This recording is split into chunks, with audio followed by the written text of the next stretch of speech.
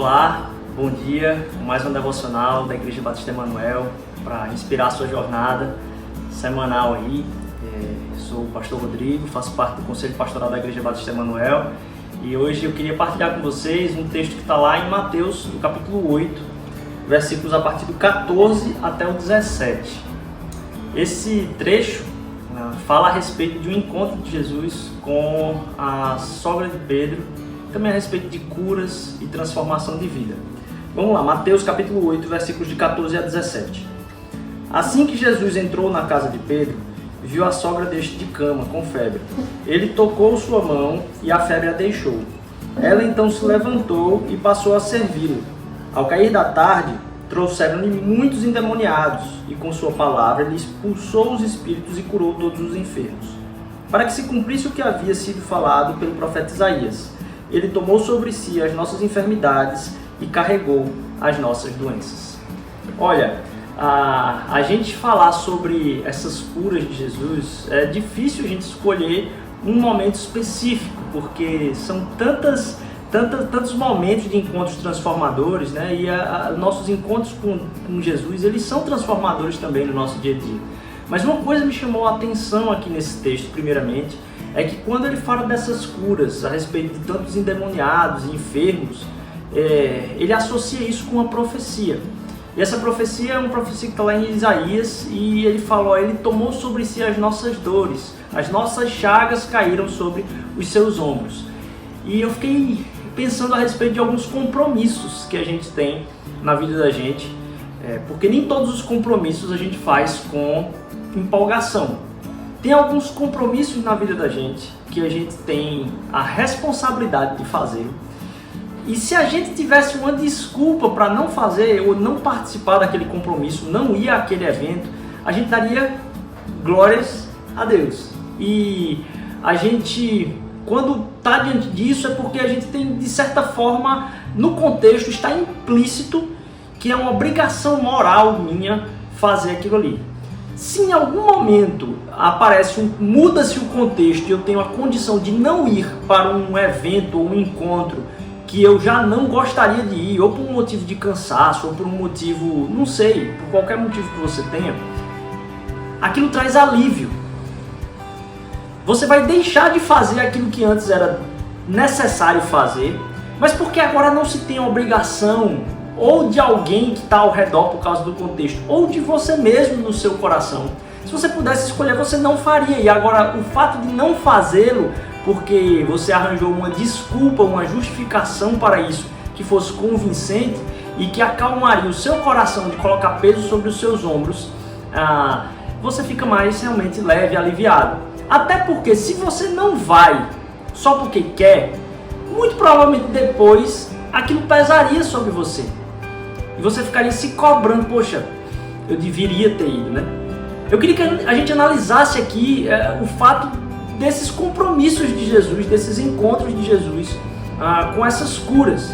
Porque a gente não pode avaliar como sendo alguém muito altruísta que se viu obrigado a cumprir algo de desafiador e foi servo o suficiente para fazer aquilo, simplesmente.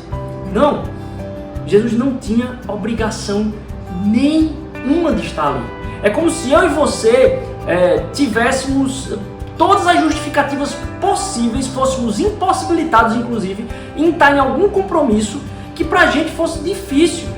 Até porque, até mesmo quando a gente precisa gastar um tempo simplesmente com alguém, que esse tempo é desafiador pela situação que a pessoa está passando, pessoa que a gente precisa cuidar, a gente precisa estar cuidando das pessoas, inclusive de descanso desse cuidado, porque nós temos nossas energias sugadas pela doação mesmo. E aí aqui está dizendo, olha, ele tomou sobre si as nossas dores, aquilo que são as nossas chagas caíram sobre os seus ombros. Então, quando ele está chegando para curar endemoniados, lidar com aquela situação não é uma situação prazerosa. Então, estar naquele meio para executar essa ação, no caso da gente, só se fosse uma obrigação, se a gente se visse moralmente obrigado. Ou se tivesse alguém muito altruísta que abdicaria das suas vontades para estar ali. No caso de Jesus, ele não tinha obrigação nenhuma, ele é o Senhor do universo. E ele não tinha por que fazer dessa forma. de ter que ir ao encontro, marcar o encontro, se deslocar, estar na situação, ver tudo que está acontecendo ao redor. Imagine a tensão que não era encontrar com um endemoniado, de ter que lidar com toda a família, toda a lamúria da família que estava ali diante do seu doente. E ele pôde fazer isso em total liberdade e amor. Ele não precisava de um cabelinho de sapo de obrigação de ter que realizar aquilo dessa forma. Mas ele decidiu, como Deus, se colocar no nosso lugar, encarnar, sofrer as nossas dores, estar nos lugares desagradáveis que ele não precisaria estar. Deus poderia estar sentado no seu trono pela eternidade para todo sempre, como está agora. Mas Cristo desceu, veio ao nosso encontro e ele recebeu sobre os seus ombros isso. Por que eu falo isso? Para que a gente se lembre que cada vez que Deus fala conosco, aquela fala, ela está imbuída de um encontro custoso que o Deus de toda a glória fez não por obrigação, mas se entregou para estar ali por amor, para demonstrar que você, ele não está desesperado para que você o ouça. Quando Deus fala com você, Deus não está, ei, por favor me ouve, por favor me ouve, por favor me ouve. Não.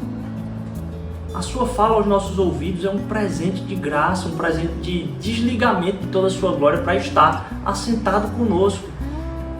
Para estar na nossa situação tensa e ter que lidar com os nossos problemas e ter que lidar com o nosso dia a dia, com a nossa ladainha de toda semana. Mas Ele ainda quer estar conosco e falar a verdade, falar a luz, mostrar o caminho a partir daquilo que é a natureza do próprio Cristo Jesus, que fala conosco através do seu Espírito Santo.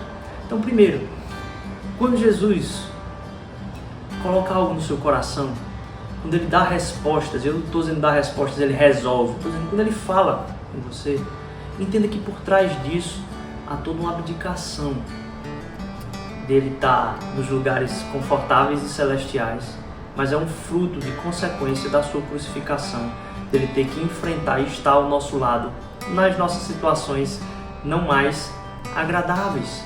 Então Ele abdicou de sua glória para aquilo ali. Então Ele não é o insistente que quer que você ouça simplesmente. Ele sofreu para que você ouvisse isso. Não porque Ele precisava, mas porque você precisava e Ele em amor fez. E a segunda coisa é que, além de nesses momentos você entender essa glória, é entender a figura que a gente tem aqui no começo do texto, que é a figura da sogra de Pedro. E aí para isso eu vou ler de novo aqui o texto que está lá no versículo 14. Assim que Jesus entrou na casa de Pedro, viu a sogra deste em cama com febre. Ele tocou a sua mão e a febre a deixou. Então ela se levantou e passou a servi-lo. Imagine essa imagem. Jesus entra na casa de um discípulo e ali está uma mulher adoentada. Imagina as pessoas ao lado da cama, a prostração, suor, pano molhado na cabeça, não sei. O cuidado específico de uma pessoa doente ali que estava com febre. Assim que Jesus entra na casa, que ele toca na mão dessa mulher, a febre passa. E a gente falou já desse encontro, do ir ao encontro às dores.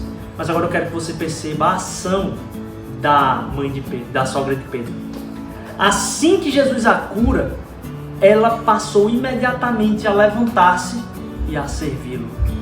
Que ao entender o custo de sacrifício de Cristo Jesus, do seu amor por nós, na medida que Ele fala conosco, que a nossa resposta seja tão imediata quanto a da sogra de Pedro. Que assim que foi curada, primeira coisa, já se levantou e começou a servi-lo. Que a sua caminhada com Jesus, a presença dele na sua vida, possa o levar ou a levar a servi-lo cada vez mais, na certeza de que Ele está com você, que Ele recebe sobre si as nossas enfermidades e as nossas chagas. Deus abençoe e um ótimo resto de semana, na paz de Jesus.